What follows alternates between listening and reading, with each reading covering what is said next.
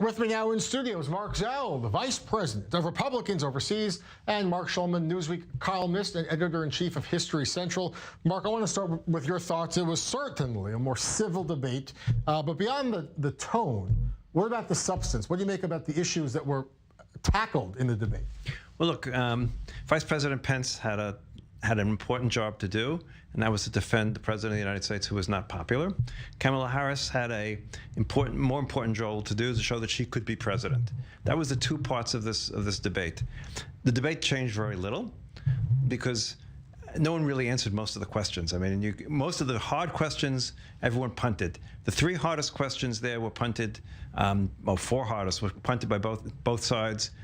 This question about whether, how can you be the person in charge of the coronavirus response and then not wear a mask at the White House ceremony, completely ignored. The question of whether China is a friend, foe, or whatever was ignored by both of them. Both of them were asked that question. The question about what do we do if President Trump decides to dispute the election was also ignored by both of them. So questions were sort of ignored, the important questions. All right, Marc, your initial response to the debate and the pressing of Mike Pence about Trump's maskless behavior.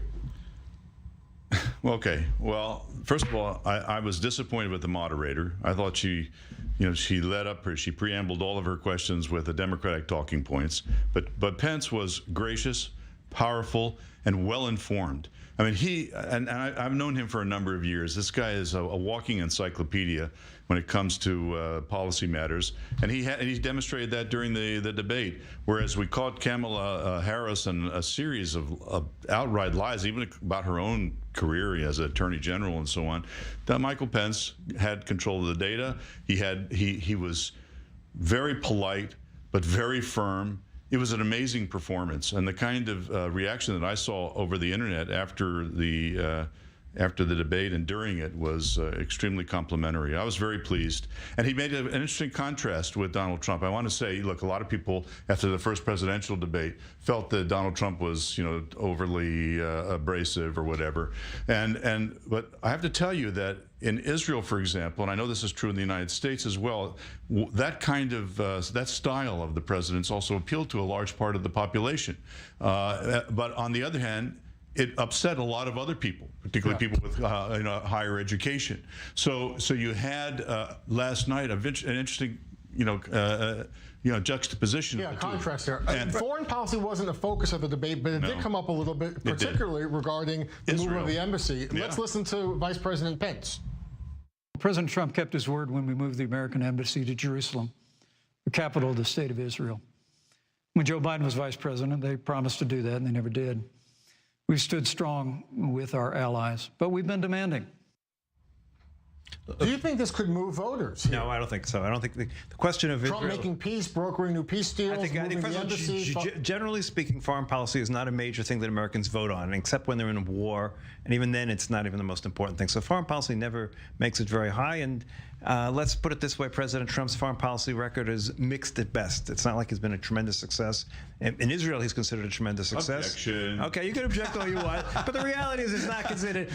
He couldn't come back about my Putin reality or anything isn't yours, Marc. Absolutely not. We have a different reality. My reality is that he's not been a great success in foreign policy, but leave that aside. Even if he had been a great success in foreign policy, Americans do not vote on foreign policy. I agree with that. Americans vote on economic issues, health issues, sometimes gender issues, sometimes race issues, but not on foreign policy. I'll tell you what I think may move the button. A lot of people were paying attention to this vice presidential debate, unlike any years in the past. And the reason is, and I'll try to be somewhat objective about this, that there is a genuine concern about the health of both candidates.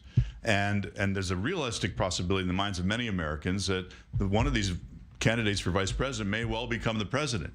So that was really, and I think somebody here just a moment has said that they were assessing, the ability of each of these candidates to be president. Yeah. I think on that score, Mike Pence came way out ahead on that last night, Marc. The polls afterwards, I don't agree with that. No, look at the polls were pre-cast. The polls afterwards. I predicted. Look, the whole issue was very simple. There's no question that Mike Pence has more experience than Kamala Harris does in terms of more presidential. But no, I don't think he's more presidential at all. The reality is that Kamala Harris passed the test of looking that she could be presidential. She was equipped to be president. I don't There's think no so. question that she did that, without a question. You can argue whether you agree with what she had to say or everything else. I'm talking about her style. Her style, 100%. It's abrasive. No, she was not abrasive. She worked so hard not to be abrasive. She could have been so. She could have been so.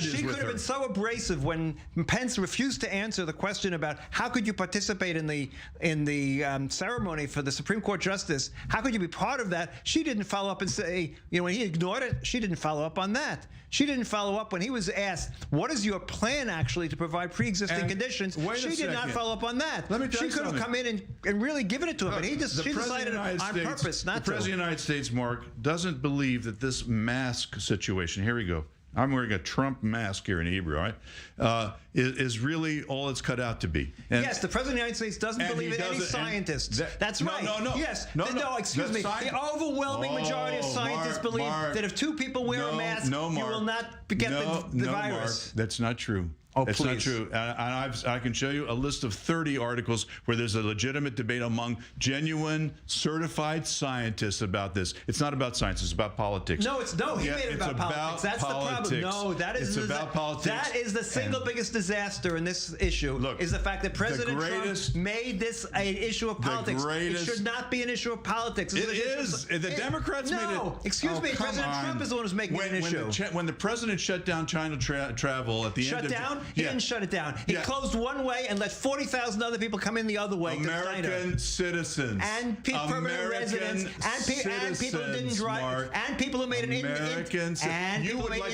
stop on the way. And people who made intermediate stops on the way. He didn't put anyone in quarantine when they came back or anything else. What you're not letting the viewers hear about is the question that Kamala was specifically asked by the vice president last night. Are you going to pack the court if Amy Coney Barrett gets approved? Right. And you saw what happened.